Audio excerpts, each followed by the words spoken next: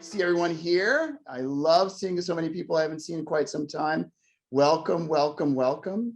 And I also want to point out the building really was a collective effort for so many others, so many others that I share credit with, so many others. And I want to single out Bill Jackson, I saw on the call, who led our alums successfully in helping to raise the money that we needed to do to raise the money for here. Bill, let's give him a round of applause for his work, hard work with respect to the building.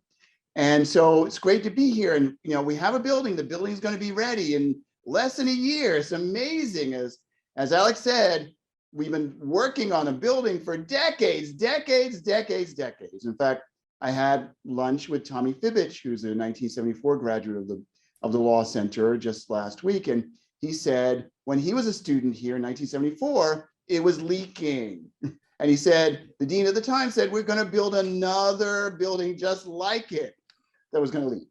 And for whatever reason, we're able to fix this building. And so we're really at a great pivot point where we are gives us an ability to ascend the rankings, to be a really strong school, to be a leader as we are in so many different ways. And we'll have the newest building newest law school building in the state of Texas, the newest, and we'll have one of the newest in the country. And usually there's a bump in rankings based on having a new building. So many, many thanks to our alums who stepped up, especially Bill Jackson, to make this possible. So all of you know, I don't know if I saw Richard Whiteley on the call. I think I saw Richard. I have slides. Richard loves my slides, right, Richard? Oh, I'm disabled from sharing my slides, Sandra. I'm here. I love your slides. Hopefully there's not too many. No, there's not too many. I think Richard may have disabled that. Maybe he did. That could be. I'm looking for the host to enable my slides. Let's see. I think okay, Dean, you are a co-host. You can take it away with all 50 slides. All 50 slides. No, there's not 50, I promise. And I'm going to zip through them. Let me pull them up. There we go. Let's see. Let's share screen. And here we go. Fuel the future. What does it mean to fuel the future? Well, we are celebrating our 75th anniversary next year. So we're looking back, but we're looking forward. So it's important for us to look to the future, look forward. And that's why we're fueling the future. We want to make sure the future remains bright and as successful as the past. And so the Law Center, as I mentioned, our rankings are very strong. We are consistently in the top 10 for health law and also intellectual property in the top 10, 5, and 8. We've been recognized as the most diverse law school by Pre-Law Magazine, and we've been a recipient of the Higher Education Excellence and Diversity Award for several years in a row. We're #1 in Texas in several specialty areas. And #2, we try harder, but still, given there's 10 law schools in Texas, we're doing pretty well. We are ranked #3 in the state of Texas and #30 nationally for sending our law school graduates to some of the 100 largest law firms in the country. And our faculty, as was mentioned by Alex, are very, very talented. They're members of the American Law Institute, the vast majority of them. They're very well published in top 30 law reviews. But the most important thing is they are excellent teachers, and they're compassionate and help students from all backgrounds learn and provide them with confidence. And that is the same trait whether these faculty members are new faculty members who've been here just recently, or the faculty members that many of you may have known who were here for a generation or so ago. So we've been recognized by Inside Diversity Magazine as the only law school in the country to receive this recognition as a diversity champion. We received this award in recognition by Inside Diversity Magazine for 6 straight years in a row. On the February bar exam and the March makeup exam, remember we had that freeze that was right before the February bar exam. So I had a makeup for anyone who needed it. We had 3 of our graduates score in the top 3 on the exam. It's the most we've ever had at one time. And Emily was second highest, Nicholas was third highest, and on the March exam, Julie was second highest. In terms of the July 2021 results, we are 87.08%. So it's higher than it's been, needs to get it higher, but we're on the right track. And for our first year class, we had unprecedented number of applicants, over almost 3,500. We admitted 1,000 to have a class of 244, broken up between night and day. The class is 55% women, 44% men, 79% of first generation, about 25 law school students, about 25% of first generation college students. The average age is 25. The median GPA is the highest it's ever been in our recorded history for almost 40 years, 3.64. Median LSAT is 161, which is the highest it's been in over 10 years. Almost 25% are non-residents.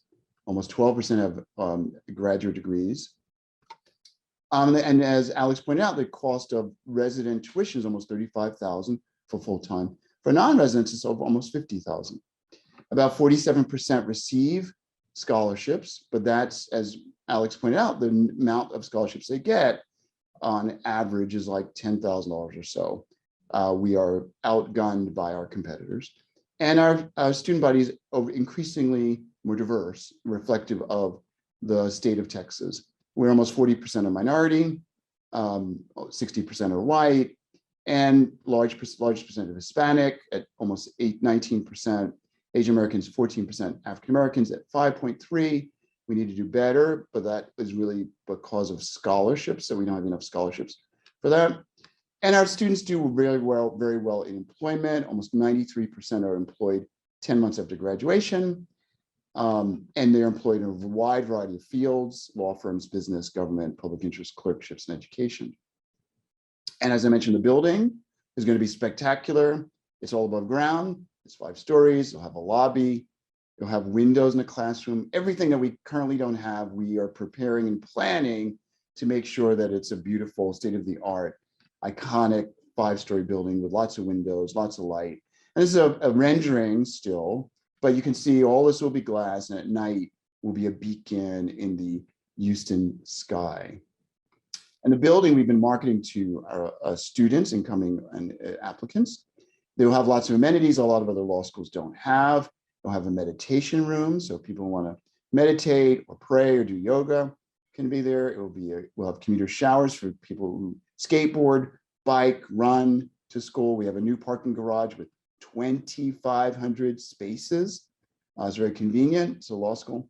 There'll be a roof terrace that will have great views of the city skyline. We'll have a lobby with an entrance, with a desk, a reception desk, have a student lounge, and a convenience store. So our goal is to fuel the future, because we have a great building. It's great that we have the great building, but we want to also continue to have additional great students. We have great students now. They're terrific. They're smart. They're talented. Many of them pull themselves up by their bootstraps. But again, the scholarship dollars are where we need to go. We need to help with that. And our goal is to raise $10 million in 5 years. And the alums have raised $10 million in 2 years for the building, and ultimately $93 million for the building.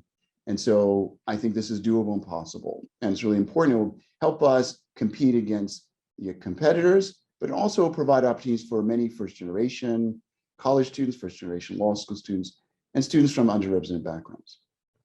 So we've been doing quietly with the scholarships, raising funds.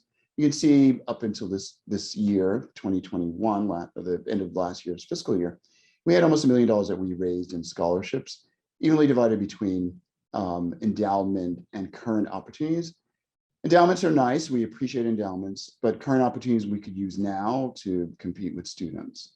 But any donation is really very important and very, very helpful, no matter the amount, and it will make a difference for us to retain and to attract students. And many thanks. You'll hear from Tom Hetherington a little bit later for his leadership in providing funds for a scholarship, and his leadership with respect to the building itself. Many, many thanks to Tom and his wife, Yvette, for creating this endowed scholarship. But also many thanks to others who've also given recently for scholarships. Mo Aziz has given $105,000, Reginald Garrett $100,000, Barbara Quackenbush $100,000, and Royce West recently $250,000. Many thanks to all of them for their generosity and their support. Because, and also to Andrew Kobus for $25,000. So any amount is welcome and desired for our students. And the last thing I want to talk about is sort of how diversity fits into all of this as well in programming. So we also have this great pipeline program for students from underrepresented backgrounds. The program is probably evenly divided between African American and Latinx students. They're college students, but also we have white students, Asian students, and those who don't designate what their race is. It's been award-winning. It's won many, many awards and recognitions from the ABA, Access Lex, Inside Diversity Magazine, among other things. And it's focused specifically on students who are from first generation, low income, or members of groups underrepresented legal profession. And it provides the students with the training, the skills that they need to do well in the law school applications and on the LSAT. Because I find that a lot of times for many first generation students, students from underrepresented backgrounds, the LSAT is the challenge. Many of their GPAs are very, very strong. It's the LSAT, and a lot of times the LSAT is very correlated with income. You know, if you're able to, I've worked on this, done this kind of work for quite a while, and when you have an LSAT, you just don't know what goes in the LSAT. I mean, I have met with LSAT instructors who have been, have done personal tutoring of students, who have been flown to private islands to do tutoring, emergency tutoring of students. And then I've had other students who couldn't afford a LSAT course themselves and bought books and did it all on their own. And when you have a 160, 161, 162, you don't know what goes into that person in terms of getting that score. But the bottom line is this program tries to even the score, even the balance out the situation. And the students are able to get on average 11 to 14 point increase, which is a huge increase. It makes a difference between going to law school or not going to law school, going to some law schools versus going to other law schools and getting scholarships. So they've accrued over the past 7 years over $5.4 million in law school scholarships. We have placed 81 in law schools across the nation. 307 have participated in the program, but that's a little bit misleading because we start when they're freshmen. And so there's about 150 who graduate. So a fairly large percentage have gone to law school, but only 8 come here, and a lot of it's scholarships, right? Only 8, because when they have, the students have a high GPA and they get a high LSAT, well, a lot of schools will take them away. And so it would be great for us, to have funding for that program, and certainly for the students who participate in the program who would like to come to UH, but can't because we don't offer enough scholarships. And it's very represented in 75 college universities, 27 states, but the vast majority of them are Texas focused. So thank you. So we want to fuel the future, because what law schools do, what education does, it provides this powerful mechanism for social advancement, social mobility, but also in terms of civic engagement. And law school is so important for all of that. And we want to make sure that our law school rides the demographic wave, right? Certainly, because we have to be prepared for the changing demographics of our state, so that we're able to provide law school education to everyone. It's just good business sense, but it's also the right thing to do. But you also want to make sure that people are trained and skilled as the law school graduates of our past, as we look to the future and we fuel the future. So thank you so much. I'm very, very thankful for you all being here. And it's really great to see so many of you as we look through and look at fueling the future together. Thank you. Thank you, Dean. That was very enlightening to hear from you, and walking through making the case for why scholarships are so important to the success of the Law Center. And thank you for all that you're doing to make this a reality for so many students, that they actually can benefit from these scholarship dollars that we're all going to start working hard to collect in earnest in greater amounts. And for the record, I don't think Richard would complain at all about the length of the slideshow. I think that was spot on. We're going to hear next from Tom Hetherington. He's a '98 Law Center grad. He's an enthusiastic supporter of both the Law Center and his undergraduate, Rice University. And Tom and his wife, Yvette, have been generous donors of their time and talents and treasures with the Law Center. We cannot thank him enough for all that he does. He's a member of the Cornerstone Club for the new building. They have given generously to the scholarships over the years. And he is currently serving as the president of the foundation board for the Law Center. So with that, Tom, take it away, please. Thank you, Alex. I appreciate that. And hello, everyone. It's nice to see you all. I was delighted to see so many friends on the screen that I hadn't seen in a while, including in my breakout room. I enjoyed the breakout session, Stephanie. You put me in there with some folks I know and like, and a few I didn't. So it was great to spend a few minutes. I was skeptical of the breakout session, I must admit. But thank you for that. I enjoyed it. It's great to see you all. And Dean Baynes, thank you for your kind remarks about me. What a compelling presentation. If Richard were not muted, I'm sure he would give you a little trouble about the technical difficulties, but the presentation was extraordinary. You know, if you would have told me when you arrived at the Law Center that we would have a building that looks like that, almost done and ready for us to move into. If you had told me that we would have seen a pipeline program that's successful, that has provided an opportunity for that many kids to get a jump start on a legal education, I would have been shocked. And so what you've done at the Law Center is extraordinary. We're grateful to you for your leadership and the work you do every day to make us better. Well, I appreciate the opportunity to talk about scholarships. As Alex mentioned, I am an enthusiastic supporter of the Law Center and my undergrad. I've been very fortunate since graduating from the Law Center, and I've always felt a strong debt of gratitude to the Law Center for the opportunity to get a job, to have success, and to move forward in this profession. And so I've been proud to support the building, the Dean Society, which I would encourage all of you to look at, and various other initiatives over the years. But as I've mentioned to some of you before, my wife and I developed this scholarship back at the end of 2015. We call it the Leaders and Achievers Scholarship, and it is our most meaningful piece of philanthropic work that we do. We at the time, it was a time much like now. We were competing with SMU and Baylor at the time. We didn't have scholarship dollars that we needed. And I'm sensitive to that and remain so. Current use scholarships are very important. But we wanted to do something that was a little more directed to something that we could be involved in. And so my wife and I sat down and we created a scholarship with the Law Center. We designed it ourselves. We came up with our own criteria. It was great to work with the Law Center on it. The recipient of our scholarship each year receives a $10,000 award. The recipient has to be a first, second, or third year student. They have to have overcome socioeconomic challenges that often involve students from underrepresented backgrounds, minority groups, but not always. But it is an important criteria for us.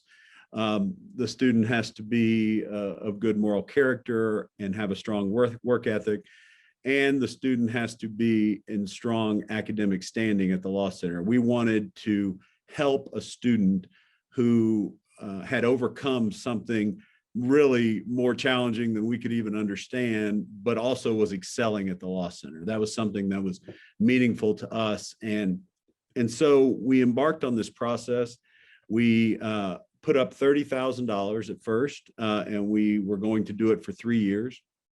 And we got to work on this with Sandra Tennessee and her team. The Law Center has an excellent team and an excellent application process to encourage students to apply for the available scholarships.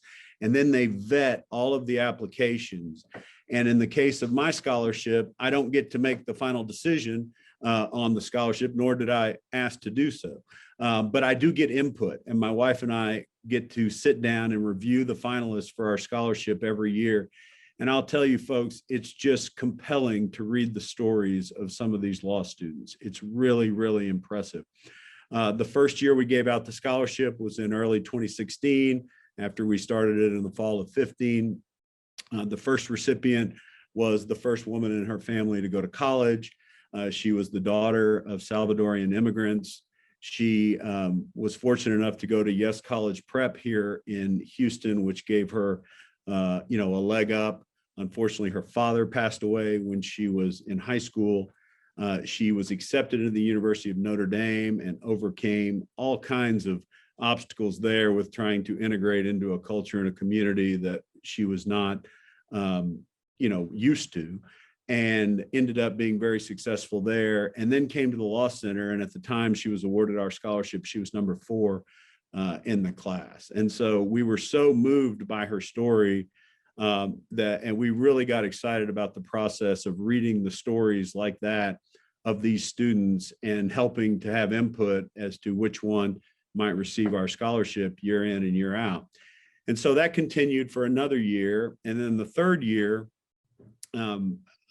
we had another just wonderful, they were all great recipients, but in the third year, there was a young woman who grew up in a border town in a border town on the Texas-Mexico border. Her parents were migrant farm workers. They had tried to stay in one place long enough for her to get educated, and as a result, they couldn't make enough money. They lost their home. She had to go from house to house during high school. She ended up becoming the valedictorian of her high school class. She then went on to the University of Texas and enrolled in the Law Center, where she had to overcome a serious illness herself. And then her mother was diagnosed with cancer. It was a terrible situation, and yet she was performing at a very high level at the Law Center. And so she was a great recipient of our scholarship. And when I went to the scholarship awards dinner, her parents came to the dinner and thanked me personally. It was an incredibly moving thing for my wife and I. And then I ended up hiring her as an intern to hopefully kickstart her career a little bit. And so that was our experience in the first 3 years. We then decided to do it for another 3 years, and we've enjoyed the process so much working with Sandra and her team and these students that we've now endowed our scholarship so that a student will receive it in perpetuity. And we're very, very proud of that. I will say I'm privileged to be able to provide a scholarship at this level, but it doesn't require $250,000. It doesn't require any particular amount. You can do whatever you're comfortable doing, and it will be helpful and meaningful to one of these students. So I would encourage you to think about it, to think about what's meaningful to you. Our scholarship, I think, has been awarded with one exception. Sandra can correct me if I'm wrong, to a student from underrepresented minority group. They've all been great recipients and great students. Some have gone on to work at some top law firms here in town. All have, done very well. So we're real proud of that. We're very proud of the scholarship, and I hope that we can be as successful in this initiative as we were with the building, which was a tremendous accomplishment, and our students will be able to enjoy for many, many years. And so I just wanted to thank you all for coming, for listening to a short version of my story. I tend to rattle on too long, so I'm sorry if I did that here today, but thank you for including me and for giving me the opportunity to talk about this with you today. And I hope you'll consider, in your own situation, what you might be willing to do to help one of these students. So thank you. Thank you, Tom. And thank you to you and your wife for doing all that you've done over the years to help so many students lower that debt that they're facing as they get out into the legal world. The average student debt carried by U of H Law Center graduate, according to US News, is $91,000. That's a pretty considerable sum. And I'm sure that many of us who graduated a decade or more can think back about our debt loads and compare those figures, and they were nowhere near those amounts. So it's real money, and the money that you all can put together and think about donating to these scholarship programs is going to help that number. It's going to help each one of these students lower that amount. The next individual who's going to speak with us here is Bill Finnegan. Bill's a 1981 grad of the Law Center. He's a University of Texas undergrad. He is a partner at Latham & Watkins in both the Houston and Austin offices. He's got a broad corporate and securities transactions practice. He is hailed very widely as the dean of the capital markets bar and a pioneer in the energy industry. I mean, Bill Finnegan, if anybody practices on this side of the bar, is the guy, especially here in Houston. He is a Houston native, started his career at Andrews and Kurth. And importantly for our conversation, he and his wife Susan have been really involved in scholarships and supporting educational institutions over the years. We're so glad for their support. Bill has been a great supporter, a generous donor to the building campaign. And we're excited to hear from him because he's got, I think, a unique approach to ensuring that your impact is felt in maybe in different and in increasing ways. So Bill, we're excited to hear from you. I got you on mute though. Yep, unmuted now. Thanks, Alex. I really appreciate that. And welcome everyone. Thanks for being here today. And I'm really excited to have a chance to talk with you. As Alex said, I graduated in 1981. So this is my 40-year anniversary. I started in 1978 at U of H Law School. And I'm trying to comprehend this 91,000 average debt. I remember looking at my semester tuition. I think my first year was probably, I think it was $250 for the entire semester. And I couldn't imagine why you wouldn't go to law school because it was basically free back then. But that's not the case any longer. And it's an expensive proposition. And we do really well, but we can do better. And I think we can help with the scholarships. As Alex mentioned, we got involved, my wife and I, with the building campaign. I think every dean I talked to, including when I was in law school, said, we'll have a new building. You can count on it. Well, that new building never came until Dean Baynes was here. And so I think you can believe in Dean Baynes and what he was able to get all of us to do and the state's help. And so that's why I'm so excited about this scholarship campaign, because I think we can believe in that. I think we can see that as something that's real, that can happen, that allows us to help so many other students attend U of H Law School who wouldn't have that chance without these scholarships. So I'm excited about that. So when I did the building campaign, I approached my firm, Latham & Watkins, and asked if they would be interested in a match program. And in fact, at first they were, but the more the firm started looking at U of H Law School and what you all do at the school, they were really more interested in scholarships and in some diversity scholarships, some scholarships for underrepresented students of underrepresented backgrounds with a commitment to diversity. And so we turned it over to the recruiting committee, who wants to use some of our recruiting budget, our recruiting dollars, to fund scholarships. And we're working with U of H right now to finalize the terms of a number of scholarships, current scholarships, that'll go for a period of time. And really everyone's very, very excited about that. The stats we heard about, how hard it is to compete for the best students and how hard it is to retain the best students are real. And anything we can do to help let those students attend U of H and focus on their education without worrying about a second job or how are they going to pay for this is really meaningful. So we're excited about that.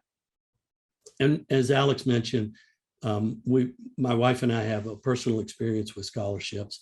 We funded a scholarship at the University of Texas in memory of our oldest son, Nick. Before he could attend, he was a freshman. He died in a car accident 17 years ago.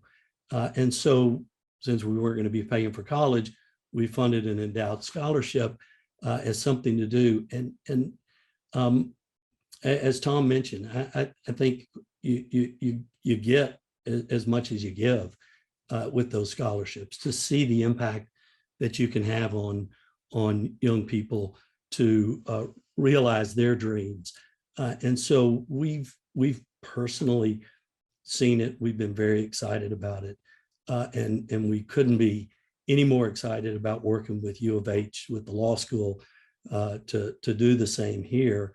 And I think if you do that and you get involved and you see the impact you're able to have, you too will be very happy that you were part of it. So thanks for giving me the chance just to tell a little bit about our story and why we're so excited to be part of this campaign. So thank you. Thank you, Bill, for sharing your story with all of us. That was very touching and quite moving to hear both the personal story, how you turned your loss into someone else's hope and helping them achieve their dreams, but also how you have motivated your friends and colleagues at the firm to rally around U of H. I mean, I know that Latham & Watkins is not full of 100% U of H graduates, as much as the Law Center would like that to be the case. But you've still implored them all to get behind and rally around this cause. And that's incredibly inspiring. I need to figure out what sort of messages you sent to your partners and crib those so that I can implore those on mine over at the firm. And we could all do similar sorts of things. So thank you, Bill, for sharing that. Our next speaker is Rosalind McLeod, who is a lawyer who practices in Denver, out of state. And Rosalind is here to talk to us about how you don't have to practice in Houston to have an impact here. Rosalind is the Senior Vice President and Chief Legal Officer of SCL Health. She's a 1996 Law Center graduate. She joined SCL Health in August of 2012 and has a huge amount of responsibility over that corporation.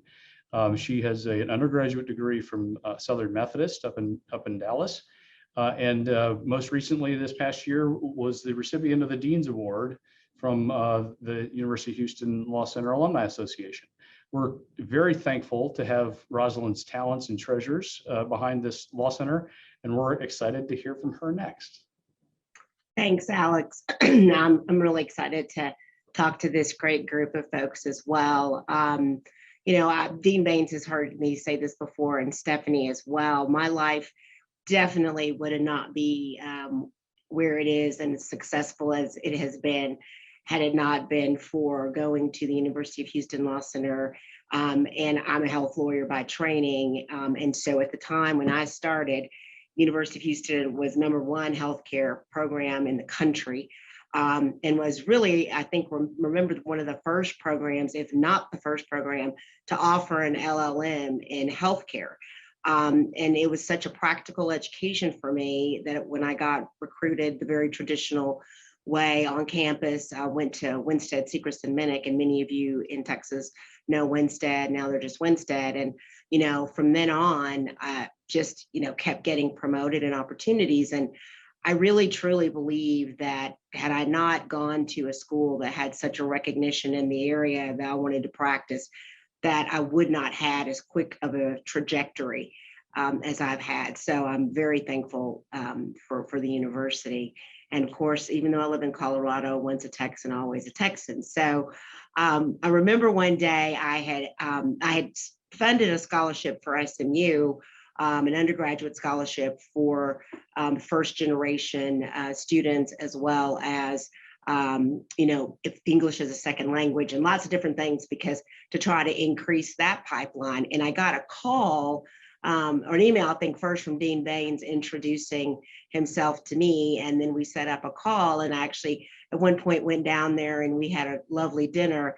And I thought, well, if I've done this at SMU, and that student was actually graduating, and I was like, okay, it's time for me to start figuring out how to do something meaningful with the University of Houston. And so there are lots of different things that I like to do in terms of giving back. Obviously, financial, you can't say enough about that. I was a scholarship recipient at both undergrad and graduate school level.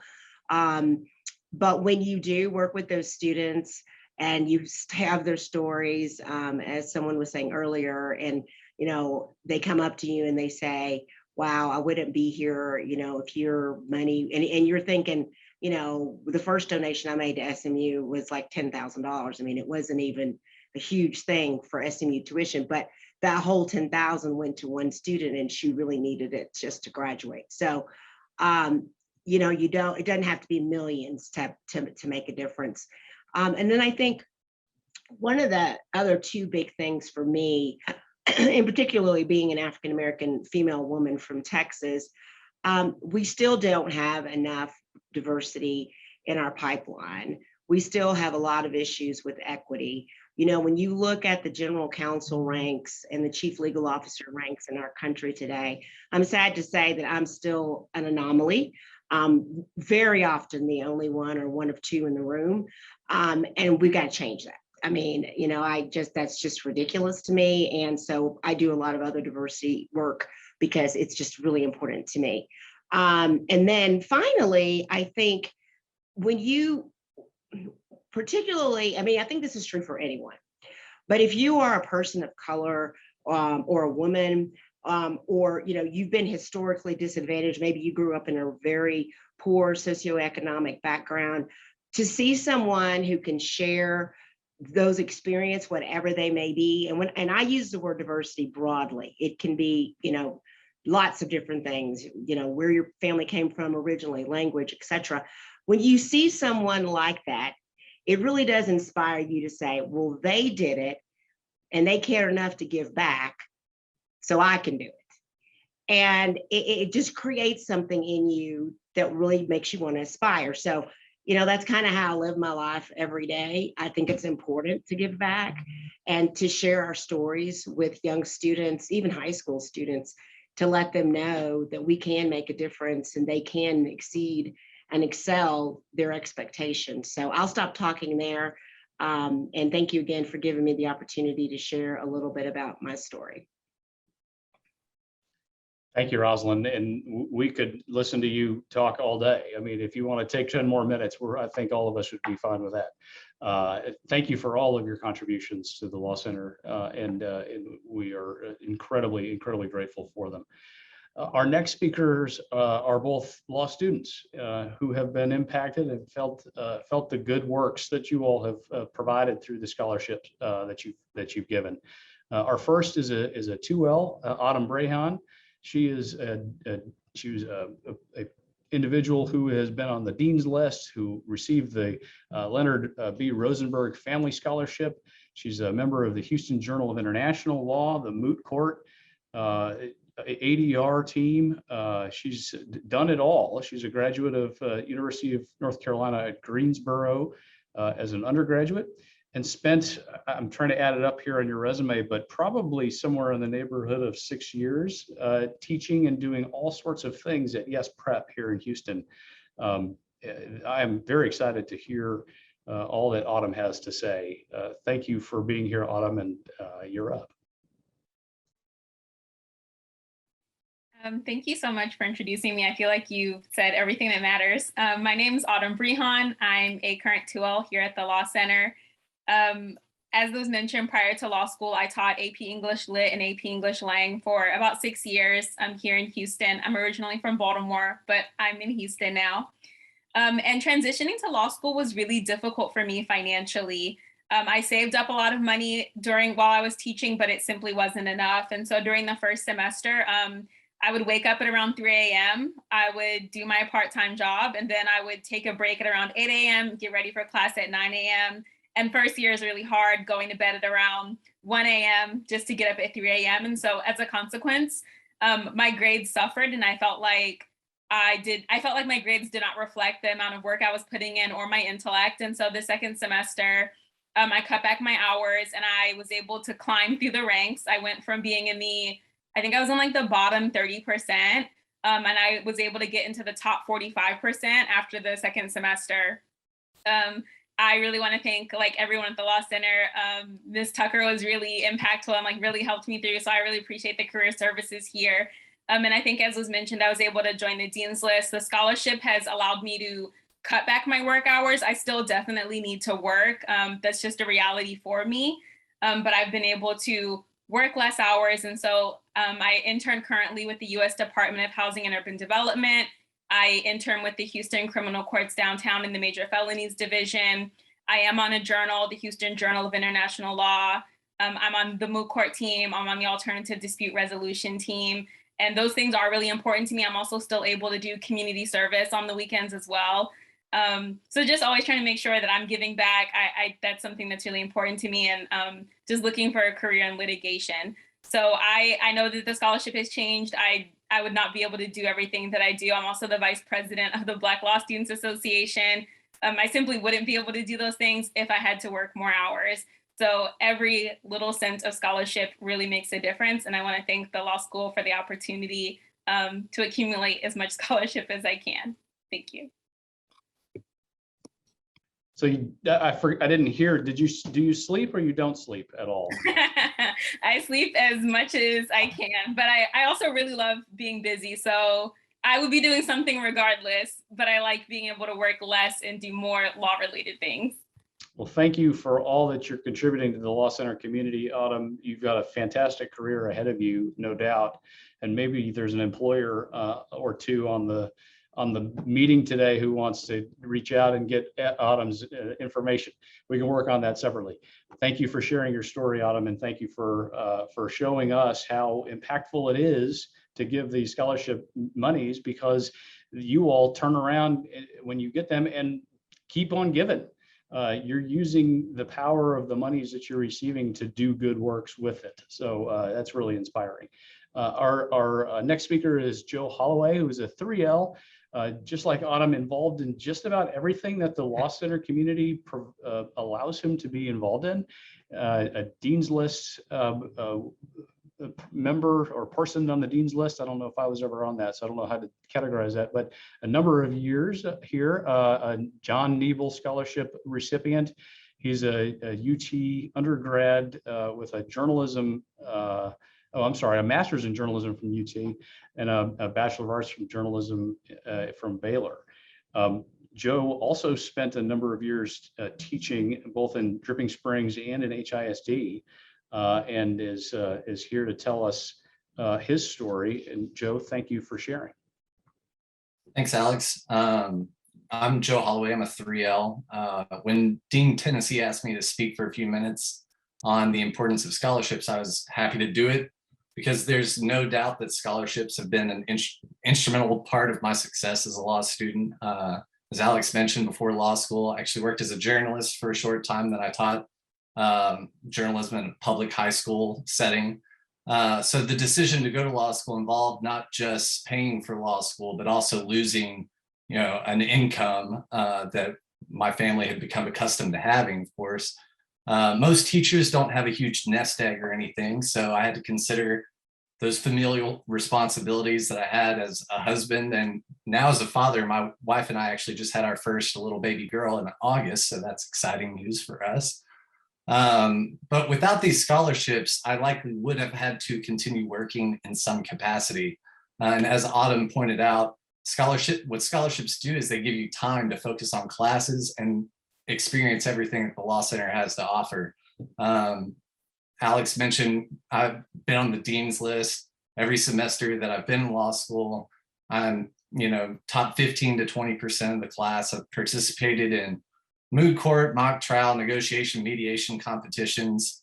I was able to work in the school's entrepreneurship and community development clinic. That was amazing, with Professor Hurd, wonderful professor.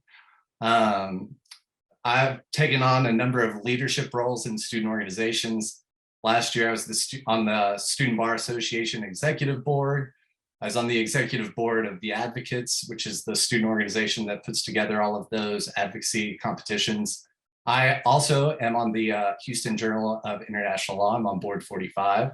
I'm the UHLC student representative on the Houston Young Lawyers Association board, where I also serve as the marketing committee chair. And the pipeline program that Dean Baynes mentioned earlier, I actually mentor a undergraduate student through that as well. Last fall, I was the intern for the Honorable Jennifer Walker Elrod, the Fifth Circuit Court of Appeals, which was an amazing experience. And so kind of what I'm getting to is that the scholarships I've received have facilitated and allowed me to have all of these successes and experiences. And based on those, I'll be starting as an associate in the oil and gas practice group at Hunt Andrews Kurth next fall. So to those of you who have given to scholarships in the past, or if you'll give in the future, thank you so much. Your contributions are very much appreciated by students like me. Thank you for sharing, Joe. That's all wonderful news. And given the fact that you are so involved in so many different things at the Law Center and you have a newborn at home, you do not sleep. I can say that as a declarative statement, not a question. But congratulations to you and your young family. That's outstanding. Thank you for sharing. This is the last out of the ninth inning to focus on tomorrow night's World Series and baseball season coming to a conclusion. Dean Baynes is our closer. Dean, you've been called in from the bullpen here. Close us out. Thank you all for attending, and Dean has a few concluding remarks. Well, really, thank you all for being here.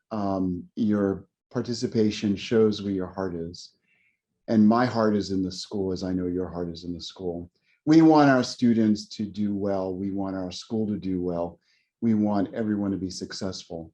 And scholarships really mean a lot to, as we've seen with the student narratives or discussions. Scholarships mean a lot and make a difference in students' lives. We've heard from Autumn and Joe how scholarships allow them to participate more fully and to do well in their grades. And that's what we want of all our students. And so I really hope that you will consider any gift for scholarships. It's really important for us to move the institution forward and will allow us to fuel the future so that the school will be strong as it possibly can be, stronger than it ever has been, continue to have really great students, as many as we possibly can, with really great credentials of all different diverse backgrounds. The power is in your hand. And as we've seen with the building, the new building, people didn't believe that the building was possible. You heard a little bit about that tonight. But what our alums showed through the power of their philanthropy, through the power of their belief in ourselves and themselves, they showed that philanthropy was possible and that through philanthropy, you can achieve your dreams. And so I'd like you all to think about, as we close, how we can achieve our dreams to make this school and our student body as strong, as good, as diverse as it possibly can be. So many thanks to all of you. Many thanks to Alex and Bill and Richard and our student speakers and Rosalind and Tom and Bill and everyone who was here. Thank you so much for coming, and thanks for Stephanie and Sandra and Hope and all for helping to organize this, and many, many thanks. Have a good evening.